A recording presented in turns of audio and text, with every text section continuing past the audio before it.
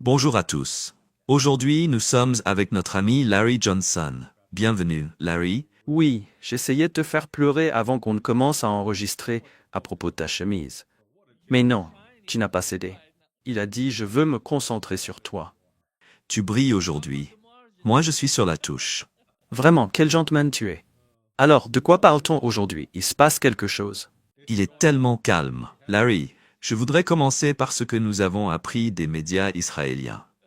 The Times of Israel parle du fait que les Yéménites auraient réussi à fermer le port d'Eilat en Israël. Il semble que la semaine prochaine, ils vont fermer un port encore plus important, parce que c'est le seul port israélien sur la mer Rouge. Et quand on regarde la situation au fond, personne ne parle du Yémen.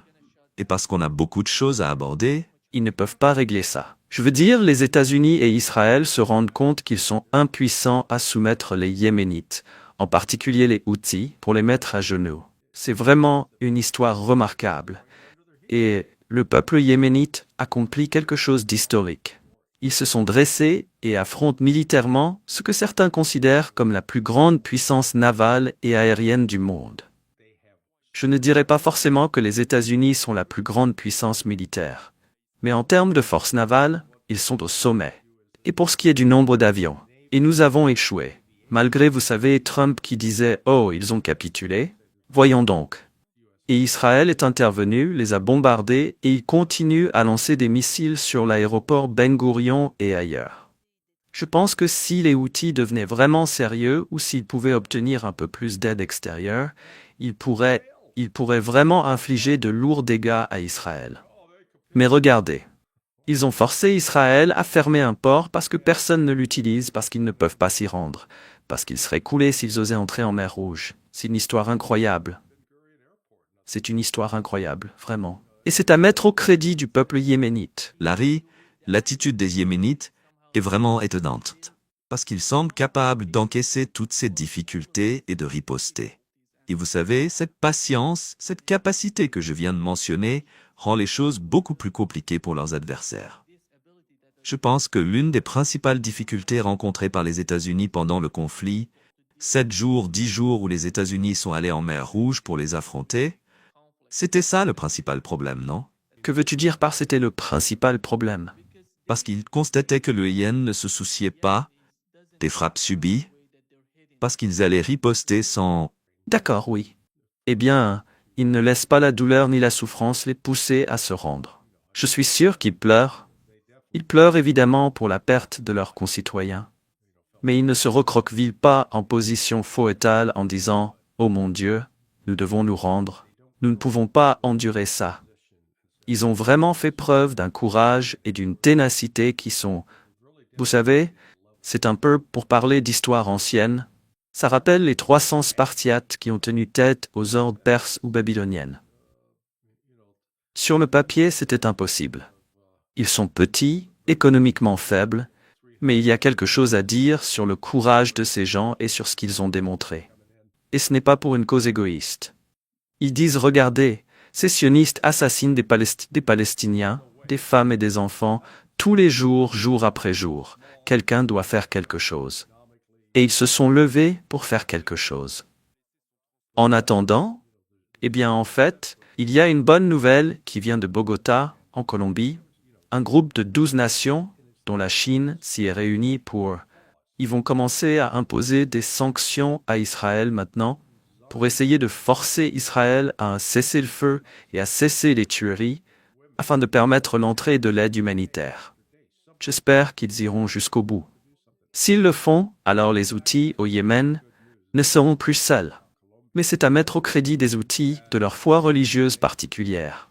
Vous savez, certains en parlent et d'autres la vivent. Eux, ils la vivent et ils sont prêts à dire « Si nous mourrons, mais nous mourrons en servant Dieu. » Larry, que se passe-t-il en Syrie? Nous savons qu'il y a beaucoup de discussions. Israël attaque Damas.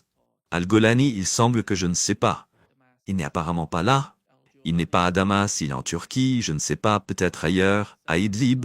Personne ne sait où il est. Il semble très probablement en Turquie.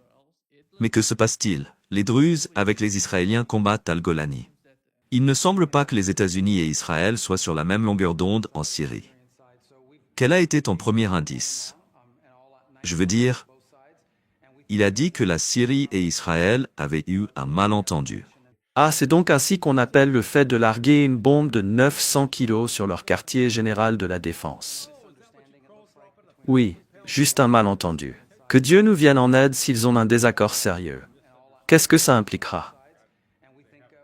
Écoute, je ne prétends pas être un expert de la Syrie, mais juste, vous savez d'abord, c'est un chaos ethnique. Vous avez les Druzes dans le sud. Les Druzes, vous savez, ils sont un peu musulmans, mais pas vraiment. Un peu chrétiens, mais pas vraiment. Ce sont les Druzes. Et historiquement, c'est une communauté fermée. Ils ne sont pas très favorables à l'idée qu'un garçon rentre chez lui en disant « Eh maman, regarde cette fille chrétienne que je viens de rencontrer, on va se marier. » Les parents s'y opposent. Vous savez, ils se marient entre eux. Le problème avec les Druzes, c'est que leur communauté se trouve des deux côtés, en Syrie et en Israël. Et les Israéliens, historiquement, les ont traités différemment. Ils ont été admis dans l'armée israélienne. Certains Druzes ont même accédé à des postes de commandement dans cette armée. Donc je pense qu'ils sont généralement considérés comme des alliés d'Israël. Cependant, certains membres de la communauté druze, en particulier les jeunes, commencent, d'après ce que je comprends, à s'identifier davantage comme Palestiniens que comme Israéliens. Mais bref, vous avez cet ensemble-là. Ensuite, vous avez les tribus bédouines. Et je ne suis pas certain du mélange qu'il y a entre chiites et sunnites. Puis il y a les alaouites. Les alaouites sont une branche chiite, ou du moins ils ont un lien avec le chiisme. Il reste aussi une petite communauté chrétienne en Syrie. Et puis, vous avez les Kurdes dans la partie orientale. Donc il n'y a pas vraiment d'identité nationale syrienne. Les identités tribales, je pense, priment sur l'identité nationale. Et puis vous avez ces interférences extérieures. Eh bien, vous savez, Ayat Tahrir al-Sham vient de là, oui, il vient à l'origine de Syrie, celui qu'on appelle désormais Al-Golani. Mais l'Occident a clairement apporté son soutien à un groupe qui était auparavant désigné comme une organisation terroriste en raison de ses attaques contre des civils. Vous savez, je fais une distinction. Beaucoup de sionistes, vous savez, s'indignent à propos du Hezbollah qui a attaqué les marines à Beyrouth en 1983. Eh bien, je ne dis pas que je me réjouis qu'ils aient attaqué les marines, bien sûr que non, et ils en ont tué 247. Mais ce sont des militaires. Ils portent des armes. Le fait que ce jour-là, les marines aient choisi de ne pas charger leurs armes, c'est leur responsabilité. Le soutien qui aurait été apporté par l'Iran aux milices chiites en Irak pendant la guerre, l'invasion américaine, une invasion illégale à mon avis, encore une fois, c'est militaire, pas civil. Ils ne faisaient pas exploser d'avions civils. Ils n'allaient pas se faire exploser dans un café.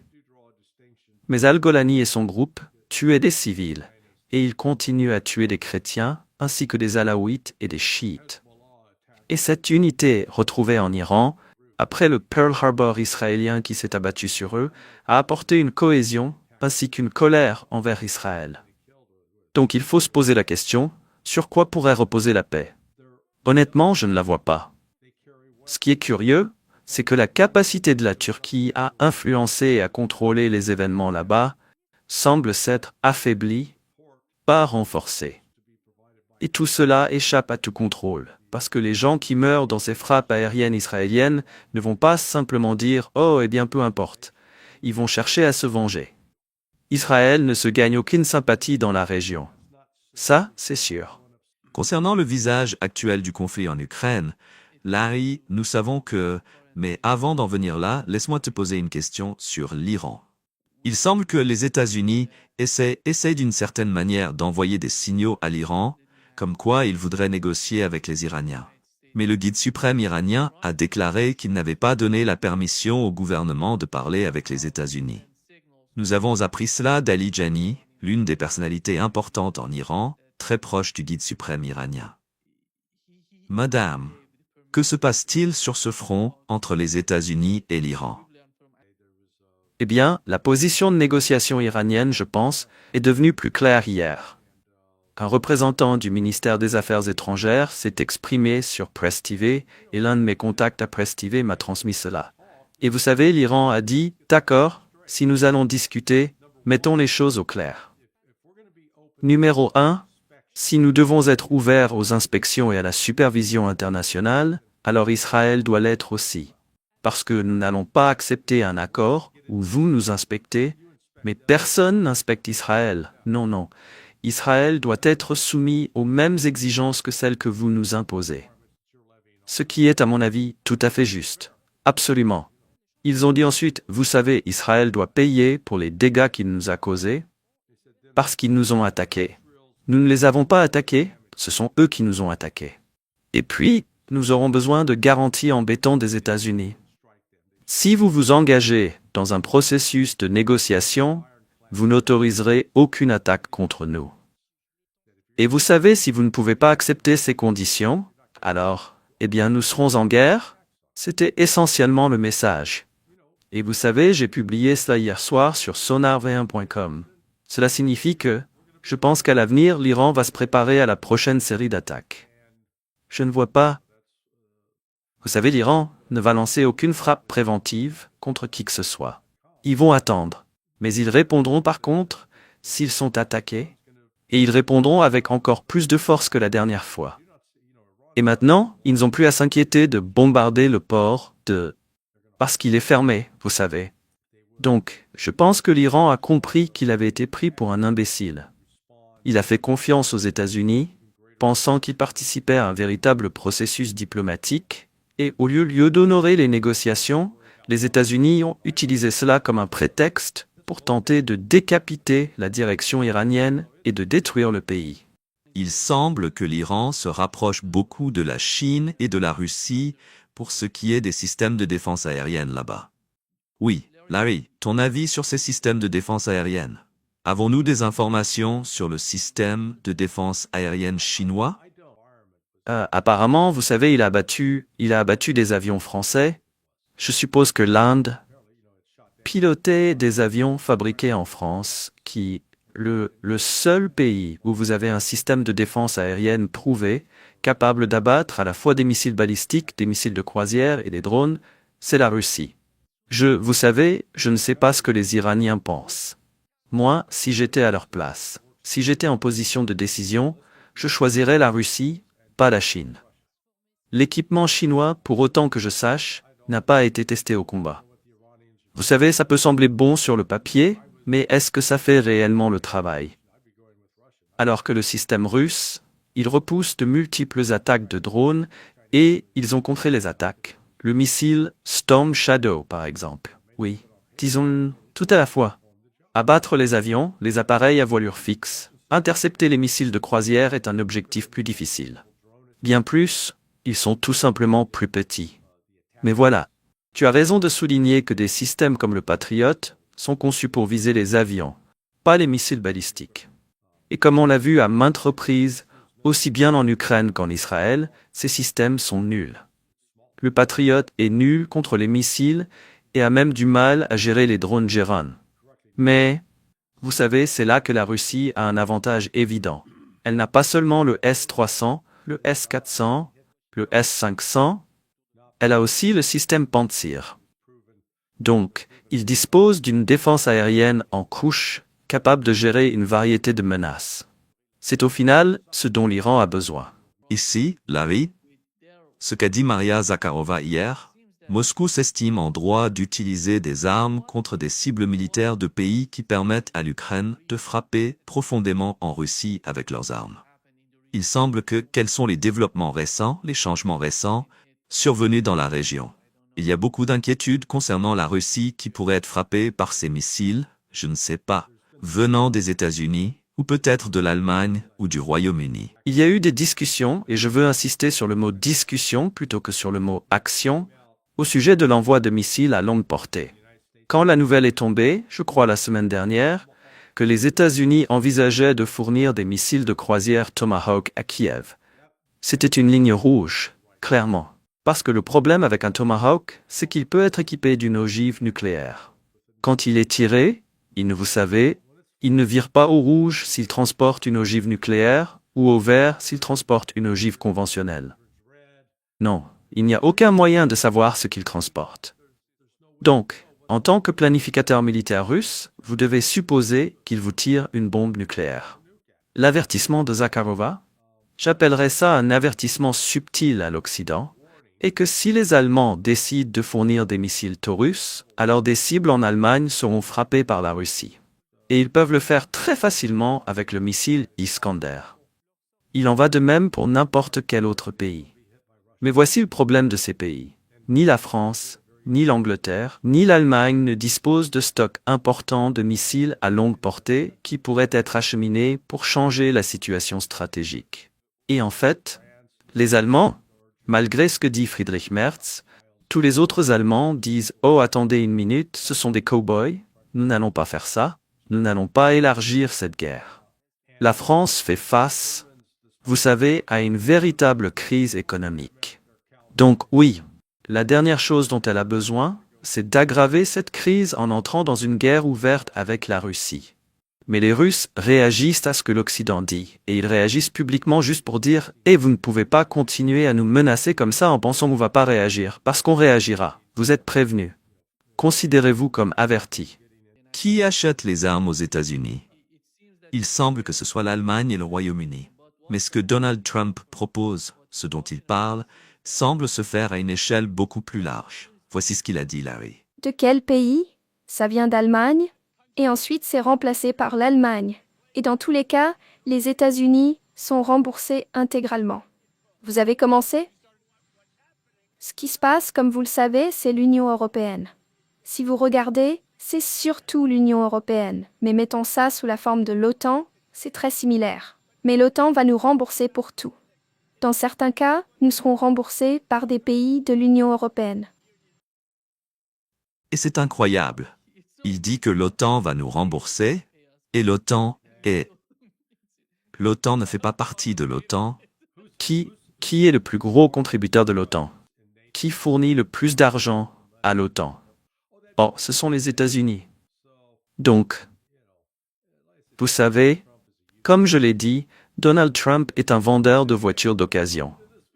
Et, montez dans ce véhicule. Il n'a été conduit qu'une fois par semaine pendant les 5 dernières années par une petite vieille dame. Elle allait juste au magasin à 1 kilomètre d'ici et revenait. Et puis, vous découvrez qu'il a servi à tenter de faire le tour du monde à travers des déserts et des jungles. S'il vous plaît, Trump, ils sont à table. Vous avez les Allemands, les Français, les Britanniques, les Italiens, les Néerlandais. Trump est assis là et dit « Ah, je suis content qu'on soit tous venus dîner, que vous alliez tous régler l'addition. » Et l'Italie dit « Je ne paie pas. » Et les Français disent « Oui, nous non plus. Je crois que j'ai laissé mon portefeuille dans la voiture. » Et tout à coup, vous savez, ce plan où l'OTAN, tous ces pays de l'OTAN, vont réunir un tas d'argent pour le donner aux États-Unis. Pour des armes qu'ils n'ont pas encore produites et qui peut-être ne verront le jour que dans 1 an ou 2. C'est juste du délire. Mais, vous savez, ils ont aussi l'autre possibilité. Voler l'argent qu'ils ont confisqué sur les comptes russes, et vous savez, utiliser cela pour l'envoyer aux États-Unis. Mais je pense qu'ils comptent beaucoup sur cet argent. Du moins les Européens, ils envisagent peut-être de payer les États-Unis pour les armes avec les avoirs russes. Oui, mais, encore une fois, il n'est même pas clair de quelles armes on parle. Vous savez, quelle est la liste de courses? Vous parlez strictement des batteries de missiles Patriot, vous parlez des Storm Shadow ou des HIMARS, vous parlez des nouvelles unités d'artillerie M777. Vous savez, qu'est-ce qu'il y a au menu? Ils ont été très très vagues à ce sujet. Et donc, mais oui, encore une fois, le problème de l'Ukraine n'est pas « Oh bon sang mec, nous avons la meilleure force de combat au monde. » Nous avons des gars entraînés et prêts à partir. Ils n'ont juste pas d'équipement. S'il vous plaît, donnez-leur un fusil, donnez-leur une grenade à main pour qu'ils puissent aller se battre. Ce n'est pas ça, le problème. Ils n'ont pas la main-d'œuvre, ou la main-d'œuvre entraînée. Vous savez, ils continuent de rafler des corps de force. Et, vous savez, il y a eu une vidéo virale, l'autre jour, où des recruteurs ukrainiens se rendent à la porte d'un gars, le traînent hors de chez lui, Et son chien d'attaque, ce petit corgi, vous savez, le genre de chien que la reine Élisabeth avait, cette bande de petits chiens remuants, sort en aboyant et en sautant partout. Il ne sauve pas son maître. C'est pour ça que j'ai 2 Rottweilers, d'accord? Ils pèsent 61 kilos chacun. Ils vous traîneraient dans l'eau. Vous savez? Mais le fait est que l'Ukraine n'a pas la main-d'œuvre. Et chaque jour qui passe, ce déficit grandit. Il ne diminue pas. Et nous l'avons vu, l'autre jour, vous en avez parlé avec Andrei Marcianov hier, je crois. Voici l'échange de corps. Les Russes récupèrent 19 cadavres et ils rendent 1000 corps ukrainiens. Vous savez, c'est disproportionné. Certains diraient, eh bien, c'est juste parce que la Russie avance et que l'Ukraine ne peut pas. Oui, c'est exactement ça. La Russie avance, l'Ukraine recule, l'Ukraine n'entre pas dans des territoires pris aux Russes pour y ramasser des corps russes de cette manière. Mais en observant le genre de tactique que la Russie utilise, ils sont prudents pour éviter, vous savez, les assauts en vague humaine. Ils n'y voient aucune utilité. Leurs commandants militaires sont devenus beaucoup plus intelligents dans leur tactique avec le temps. Larry, il y a eu une conférence en Allemagne, à Wiesbaden, en Allemagne, et le général américain Christopher Donahue a déclaré que Kaliningrad, en Russie, mesure environ 75 km de large, et qu'elle est entourée de l'OTAN de tous côtés. Il a ajouté que l'armée et ses alliés ont désormais la capacité de la prendre depuis le sol dans un délai jamais vu auparavant et plus rapidement que nous ne l'avons jamais fait. De quoi parle ce type? C'est d'une certaine manière on entend ces choses et des gens en Russie qui sont assis là. C'est effrayant la manière dont il parle de ces sujets. Non. Oui, c'est de la folie. Vous savez, je ne veux pas en faire une affaire personnelle, mais dire quelque chose comme ça, cela reflète une profonde ignorance, un manque de compréhension stratégique. Parce que s'ils pensent que l'OTAN pourrait lancer une telle attaque sur le territoire russe, cela déclencherait une guerre nucléaire. Eh bien, en réalité, la Russie a une option. Elle n'est pas obligée d'utiliser le nucléaire. Ce qu'elle ferait, c'est pour cela qu'ils renforcent les Iskander. Et ces Iskander seraient lancés sur toutes les grandes installations militaires, américaines, allemandes, françaises, britanniques. Et l'Occident subirait des conséquences dévastatrices. Et ensuite, il serait confronté à cette question. D'accord, vous êtes prêt à passer au nucléaire? Je veux dire, c'est tellement imprudent et irresponsable. Mais cette fièvre guerrière qui a contaminé l'Occident, c'est comme une condition congénitale. C'est quelque chose dont nous n'arrivons pas à nous débarrasser. Je ne sais pas à quoi il pensait en disant ça. Vous savez pourquoi il dirait quelque chose d'aussi provocateur? Mais encore une fois, les Russes entendent cela. Et, d'accord, nous vous entendons. Ce n'est pas un simple soldat ou un caporal assis dans une brasserie à Berlin, Wiesbaden ou Munich qui débite des fanfaronnades après avoir bu trop de bière. Ah ouais mec, on va leur montrer à ces Russes. Non, c'est un haut responsable militaire qui parle ouvertement de « Oui, laissez-moi vous montrer ce que nous pouvons faire à Kaliningrad ». Bon Dieu, si c'était un général russe qui parlait comme ça à propos des États-Unis, je suppose que cela ferait la une de tous les médias grand public, même au Congrès. Ted Cruz sortirait en disant « Nous devons mener une attaque préventive contre la Russie ». Lanzi, eh bien, je n'ai pas surveillé les médias russes pour voir ce que les politiciens disent, mais je soupçonne qu'ils vont avoir le même genre de réaction que celle que tu décris. Oui, tu peux aller sur des canaux Telegram et en récupérer une partie. Mais oui, tu sais, c'est un point intéressant que tu soulèves sur la suppression des informations en provenance de Russie. Pour essentiellement tromper les gens en Occident afin qu'ils ne comprennent pas à quel point la Russie est normale et à quel point, vous savez, elle reflète ce que j'appellerais des valeurs occidentales traditionnelles.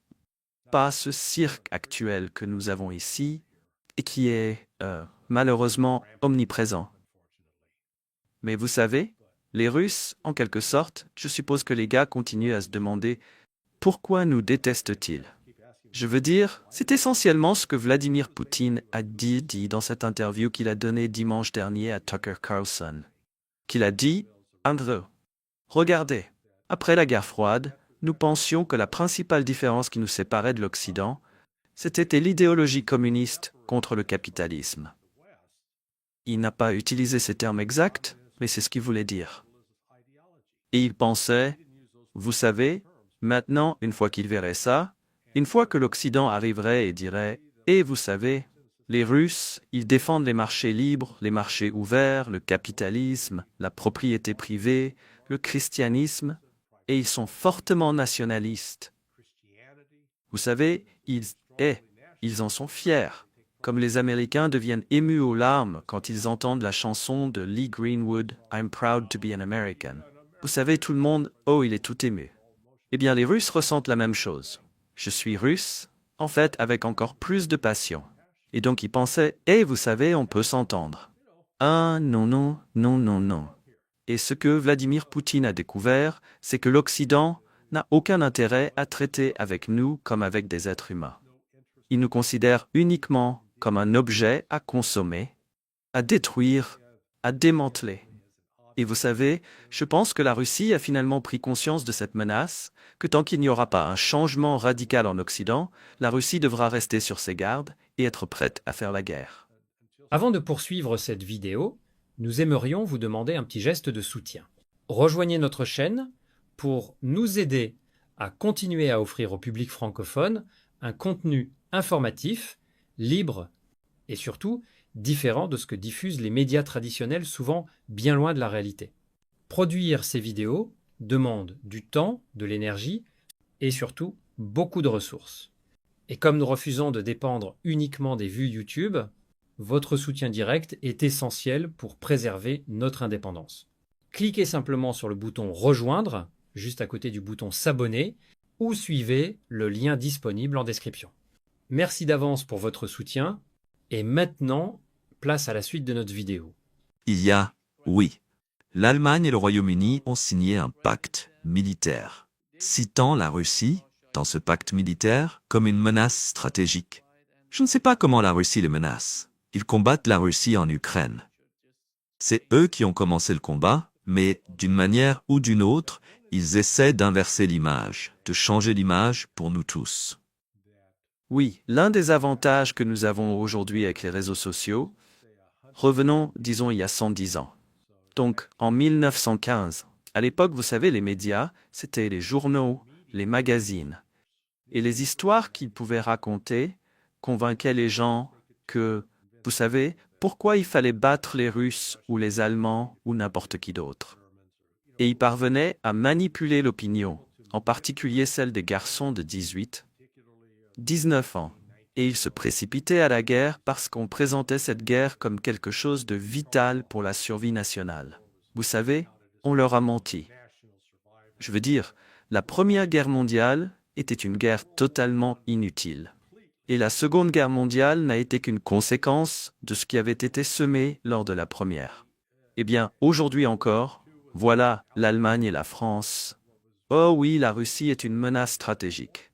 Eh bien, vous savez, les jeunes peuvent aller sur Instagram, ils peuvent aller sur Facebook, sur X, vous savez, sur Schwab, et dire « Attendez une seconde, il y a d'autres informations disponibles ».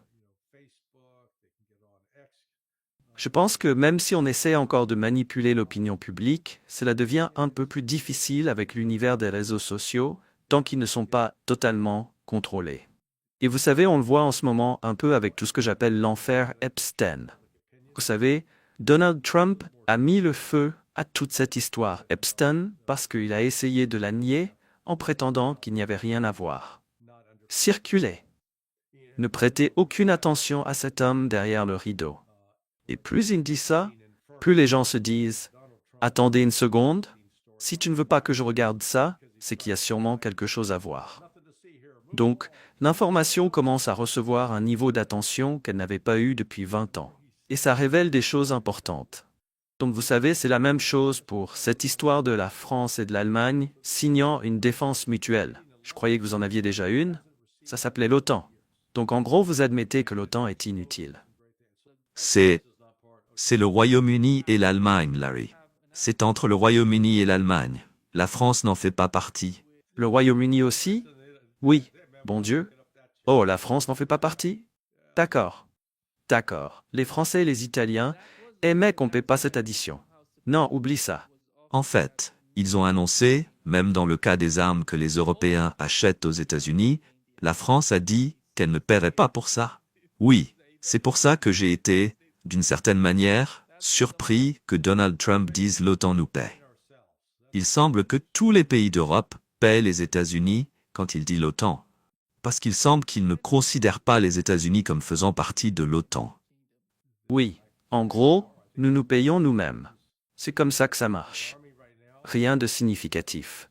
Je veux dire, vous savez, essentiellement, leurs deux armées sont incompétentes. Elles manquent de main-d'œuvre. Je pense que l'armée britannique compte actuellement moins de 70 000 hommes.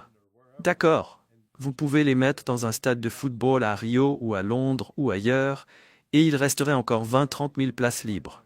L'armée russe. 1,5 million de soldats. Et c'est la même chose pour les Allemands. Il y avait des rapports, vous savez, il y a 1 an ou 2, disant que même dans l'armée allemande, ils n'avaient pas assez de fusils à mettre entre les mains des soldats. Donc, je veux dire, c'est comme si vous disiez « Je veux acheter une Lamborghini ». Vous savez, c'est une voiture à 250 000 $. Mais mon travail, c'est « Je sers des hamburgers chez McDonald's et je gagne 17 $ de l'heure. Et je dois encore payer mon loyer et je dois payer ma voiture actuelle. Mais je vais acheter cette Lamborghini. » D'accord. Quel est ton plan? Montre-moi comment tu vas réunir 250 000 $ pour l'acheter. Eh bien, voilà où en sont l'Allemagne et l'Angleterre en ce moment. Ils travaillent comme serveurs de hamburgers dans un restaurant.